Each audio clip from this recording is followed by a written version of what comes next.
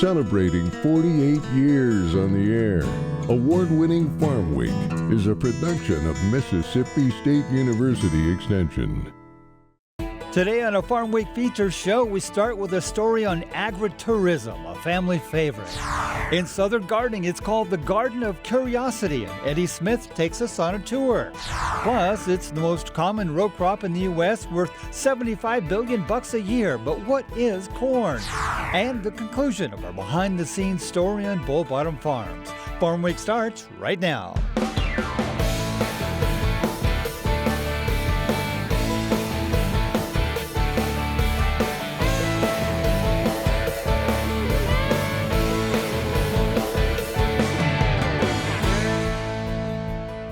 Hello everyone, I'm Zach Ashmore. And I'm Mike Russell. Great to be back with you right here on Farm Week. We've got an interesting encore show lined up for you, and we're going to start with a fun little story about agritourism, a place called Bull Bottom Farms in Duck Hill, Mississippi, west of Starkville, about 75 miles. Agritourism is a growing part of the state's economy, and this operation started with an idea. We were young, just starting to have kids, and we're like, hey, you know, we got to make this make a living for us, you know. It's not just, let's go have some fun. Just kind of brainstorming and looking around online and trying to figure out ways that you can increase income on a farm. And ag tourism was something that popped up, and I thought, we could do that. I know we could do that.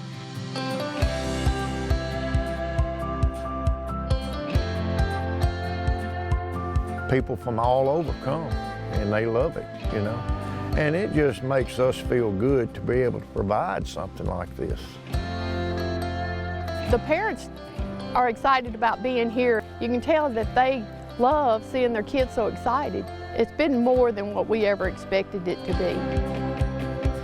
You know, we run into a family and just ask them how they, you know, where they come from and if they're enjoying it. And they're like, well, somebody come from this area and another one came from this, and we just met here and just spent the day together. You know, that's what we wanted to make happen out here. We have the little kids come out here 4 or 5 years old. Well, they bring their aunts and uncles, and you know, it's a family thing. You come out here and just, you get to be a kid again. It's so special and sweet to see parents out here playing, pushing them on a swing. Yeah, it's special. It really is.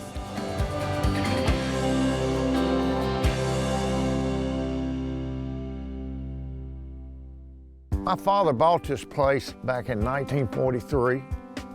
Bought it from a guy named Jim Bull, and that's where we get the Bull Bottom. And I started farming right out of high school, and have now been farming since 1975, so it's about 45 years. We went to high school at Grenada Lake Academy, and she was the prettiest little girl there, so the rest is history. After we had the kids and all, I used to go to the field and, you know, take lunch and all with the kids and stuff, because I didn't work. I stayed at home, of course, 4 kids. And but we used to go to the farm, to the field where they was working, and picnic, you know. Well, they was raised on the farm, but none of them really was that interested in farming. And Yeah, I mean, I grew up farming with him and helping and all of that, and was getting ready to go to college, and I thought, okay, when I get through with college, that's the last thing I'm going to do is farm. And I tried to get him involved in farming, and he farmed for a year and got to meet Katie. And once he met Katie, it was pretty much the end of him in the farming. Nick and I met when I was a senior in high school, and we started dating and just have been together ever since. That was in 1999. But she had no idea about farming. I used to get her out here whenever we was dating in college and stuff, and I'd get her on a tractor, and you know, everybody thinks they're so difficult to drive, so I'd get her on there and have her disc in a field or something, and I'd get off and I'd go get on another tractor so we could get through early. And her dad's like, you don't need to let her drive one of those tractors now. Looking back now, he was just flirting with me, I know that, but it was fun though. I mean, really fun, and I got to know his family and just fell in love with them, and My parents said, "You're going to college. We don't care where you go, but you're going." So I chose Ole Miss, and he was already farming with his dad and going to school at that time, and he decided he might want a career change, so he came on to Ole Miss too. So we were both there. We graduated from Ole Miss on the same day. And they moved to Suffolk, Virginia. He wanted to get as far away from his farm as he could. Virginia was a little far from home, so Nashville, and we enjoyed it, but we was getting ready to have kids, and that's when it was like, okay, we want to be close to family. I had previously been working a job, and with the economy being what it was in 2008, I was laid off. And I talked with my county agent to see what we could do here at the farm to generate some income. And we had decided that we really wanted to get back home. And Nick had done row crop with his dad before, and so we knew that the way that the row crop stood, that it wasn't going to support two families.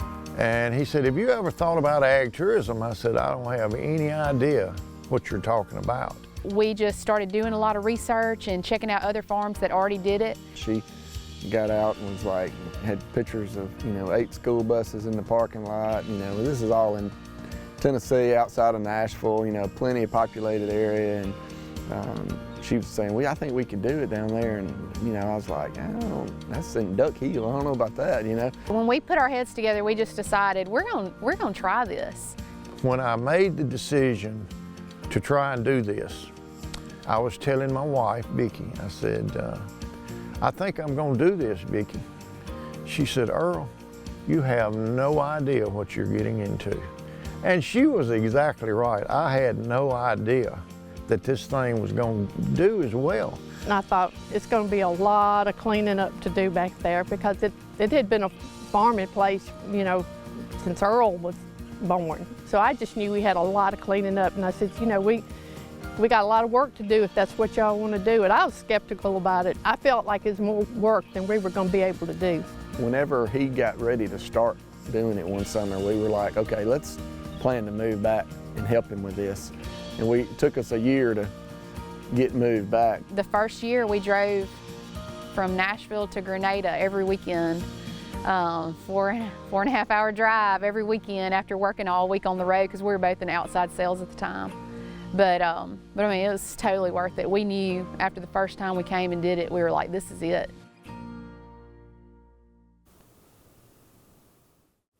Fun story. So what happened next? How did the agritourism side of Bull Bottom Farms actually get off the ground? Well, stick around. We'll have the rest of that story later in the show. But trust me, Katie Robinson's idea of how to blossom the operation turned out to be a good one. Speaking of good ideas, this week in our Southern Gardening segment, Eddie visits the Garden of Curiosity a few hours south of our Starkville studio. His visit gives a whole new meaning to getting a library card. Why is that? Take a look.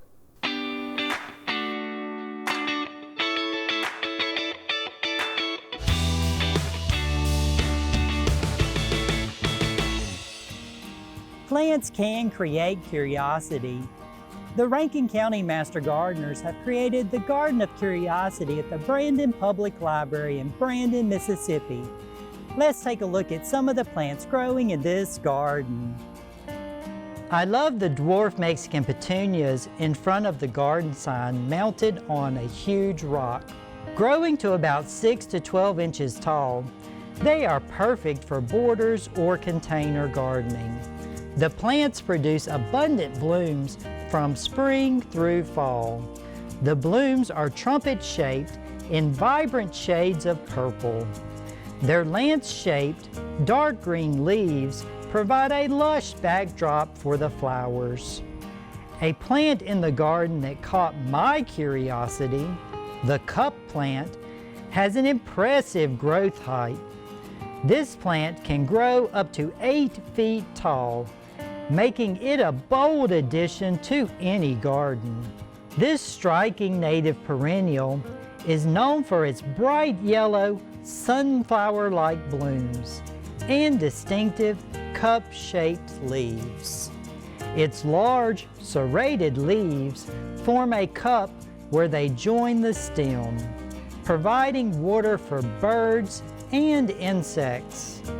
Cup plants bloom from midsummer to early fall, attracting bees, butterflies, and other pollinators with their rich nectar flowers. Flame acanthus is another plant that caught my eye in the garden. Known as Wright's desert honeysuckle or hummingbird bush, its tubular, fiery orange-red flowers bloom from late summer to fall, making it a magnet for hummingbirds, butterflies, and other pollinators. If you are ever in Brandon, Mississippi, you should stop by the Brandon Library and see the Garden of Curiosity. I'm Eddie Smith, and I will see you next time on Southern Gardening. We'll take a break right here, but don't go away. Coming up in our final Farm Week feature, the conclusion of our story about Bull Bottom Farms. The farmland has belonged to the Robinson family since the early 1940s, but all these years later, a new idea for how to work the farm and make it both profitable and appealing to the public is growing in the hearts and minds of the Robinsons. It's an idea called agritourism. The rest of the story coming up on Farm Week. Don't go away.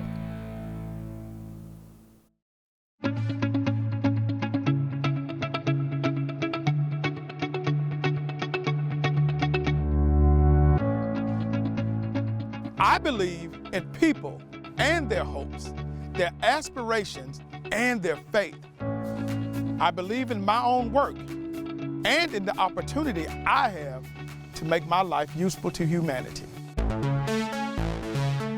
I believe that education is a lifelong process, and the greatest university is the home. That my success as a teacher is proportional to those qualities of mind and spirit that give me welcome entrance to the homes of the families that I serve.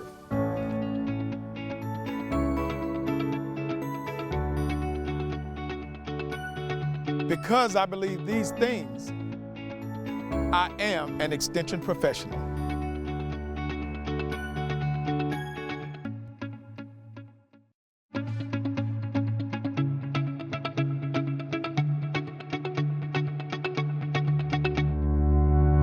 I believe in people and their hopes, their aspirations and their faith.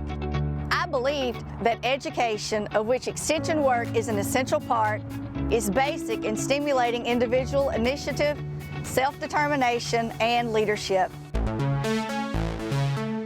I believe that these are the keys to democracy, and that people, when given facts they understand, will act not only in their self-interest, but also in the interest of society. I believe in intellectual freedom to search for and present the truth without bias and with courteous tolerance towards the views of others. Because I believe these things, I am an extension professional.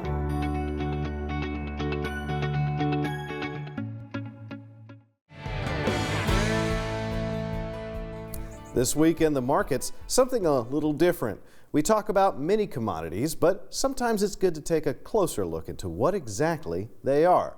Corn is a regular on the show, with supply chain and weather issues, the price jumping up and down, just like wheat and soybeans. And like those grains, corn is a valuable asset. But why? Here's a special report I produced to answer the question, what is corn?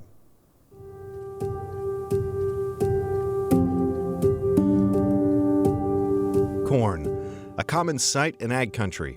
You can travel miles and see nothing but graceful stalks swaying in the breeze. In Mississippi, it's the fourth highest commodity, with over 129 million bushels produced in 2021. Not only that, but nationwide, U.S. corn growers produced 15.1 billion bushels last year, according to the USDA. So, what makes this plant so unique? What exactly is corn? Corn is a temperate plant that is grown in areas of significant rainfall, but moderate conditions overall. It likes mild temperatures, plentiful rainfall, but not abundant rainfall like you'd have in tropical regions. And it's an annual grass plant, which means that we plant it in the spring, It has a relatively long growing season. It's about 120 days or about 4 months in length. It's planted early in the spring, it grows through the summer, and in Mississippi it's harvested late in the summer. In areas, other regions of the United States, it would be in the fall. Like most row crops, corn has several growth stages experts refer to. VE through VT measure the plant's growth from seedling to fully grown and tasseling. R1 through R6 are the reproductive stages that produce the corn on cobs we're familiar with.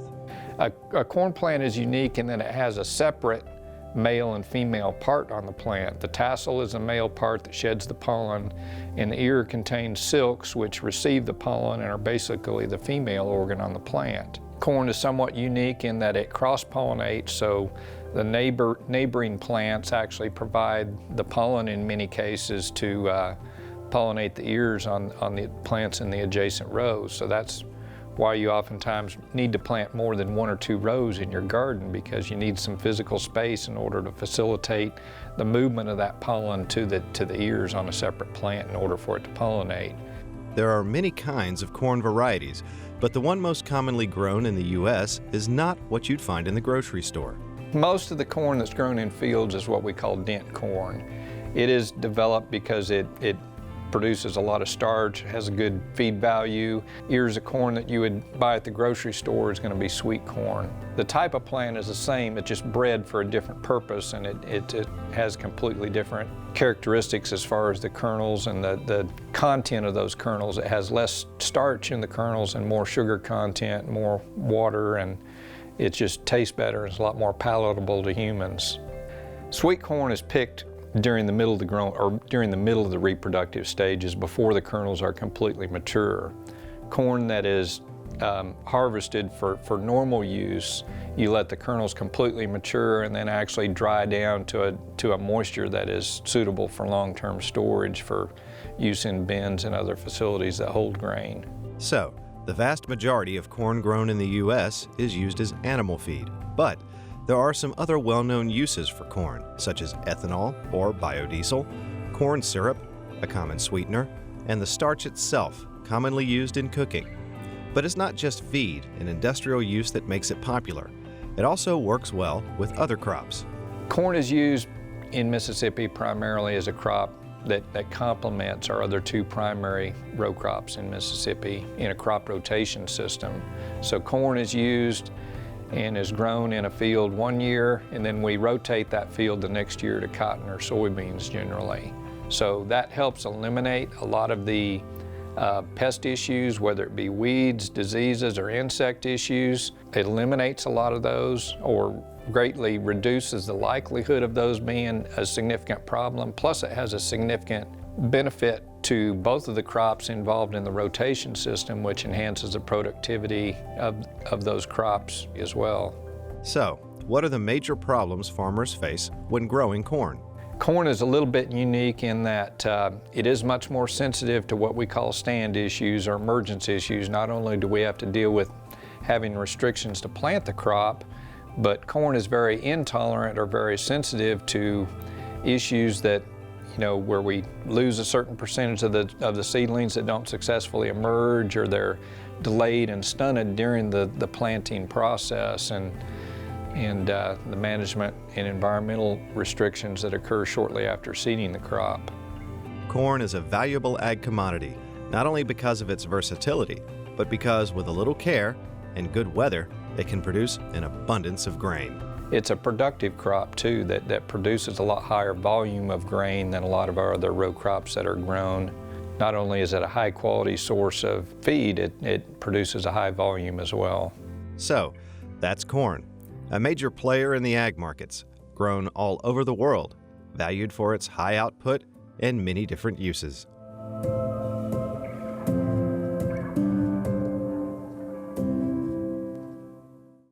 Special thanks to Dr. Eric Larson of Mississippi State Extension. Sometimes I think it's good to get back to the basics of what makes a commodity, so to speak.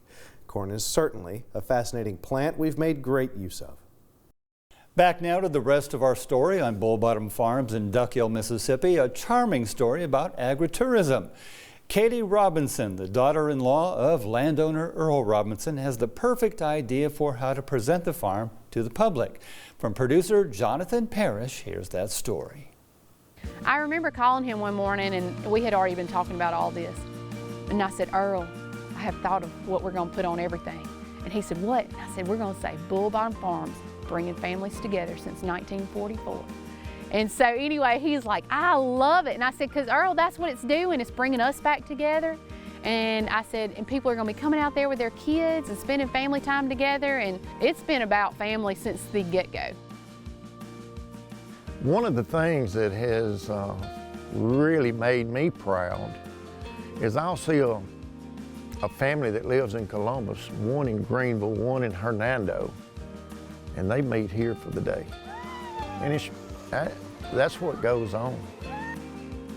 Kids come out here and let them experience agriculture and, letting them have fun and just, families together. It's just nice to see the parents bringing the kids and moms and dads and grandparents and all, and everybody just loves it and tells us all the time how nice it is and all. And then you see the little ones going home crying after they've been here most all day, and they cry because they do not want to leave. They just want to keep going. Yeah, I love it. She was all in whenever it got to, us moving back and being back home and working with us, and we all worked good together most of the time. The first weekend we opened, we probably didn't have 30 people out here. The next day on Saturday, we probably had 50 or 60 people out. And on Sunday, it was the same way. The next weekend, she comes out with cowboy boots, new jeans, she's on board, You can tell if she went and spent some money to get to looking like a cowgirl, she's ready to go then. Once we started clearing up and had all our ideas in our head and what we were going to do, and I was excited about it. We all were. This is her backyard. She said from day one, if we're fixing to invite a bunch of people over here, it's going to look good now. We tell her, we say she's the president of the beautification committee. The little kids come for the things to play on, but the adults, that the ones that love outdoors and gardening and all like that. So yeah, you want the grounds to be pretty. She and I, we just play off of each other, and we both enjoy a lot of the same things. We like to decorate and that kind of stuff, and so that kind of goes hand in hand with making the farm look pretty and the gift shop look cute, and just all of those kind of things she and I work really good together on. We couldn't do it without her, because many phone calls she gets, and handling the booking and reservations and all of that. We'll get a school group out here, and I'll be getting them, and I'm like, where y'all from? What school is it? And I don't have a clue what school it is. She handles all of that. I want every group to feel like they're an only child. So when they're here, they know who their group leader is. She knows where she's taking them. We don't like them to run into each other. When you're at the slide, you're the only class at the slide. As Katie started working, we do school groups during the week, and she, being the age she is, she was able to communicate with the teachers, which were her age. Me and Vicki, we hit the road and we went to all the schools that we could get to and started just dropping flyers off and just telling them about, hey, tell your teachers to give us a call if they're interested in field trips. And turns out there's nowhere to go to a field trip around here, so they all started calling, and we'll have something that we went and did things together, because she's more the business person, and she's got the ideas, and she knows how to spread the word, and and so it was nice when they were back. It's a lot of moms that are bringing their kids, wanting to find something for their family to go do. And so, her opinion and, ideas of what we ought to do or what we should add, or, ways to improve it and make it better and make it a better experience for our customers. Couldn't ask for anything better. It is hard work, and it can be stressful, but it's totally worth it. If you have a job where you get to be around your kids and your family as much as I do, you got it made. On Saturday morning, when the people are lining up to come in, they're the ones that's going to take care of all that. I may be in the cotton field picking, but you don't have to worry about it. They're going to take care of it, you know. And so they are Bull Bottom Farms. We take just as much pride in it as Nick and Earl do, really, even though this is Earl's family's land, and she and I just kind of married into it, you know. But I mean, now my kids are growing up out here, so I mean, a piece of my heart is going to hopefully be here for the long run. So, yeah, she and I are just as proud of it as they are.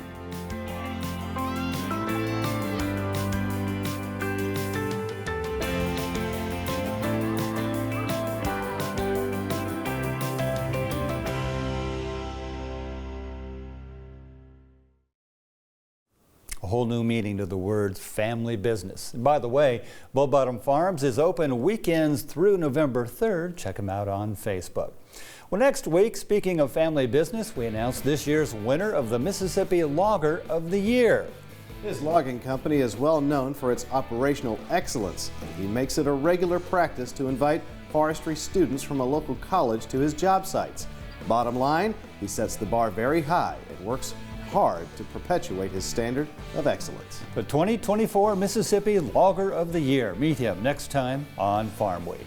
Remember, if you missed a story, look for past episodes of Farm Week on our website at farmweek.tv. And don't forget to follow us on Facebook and YouTube. See you next week. Thanks for watching.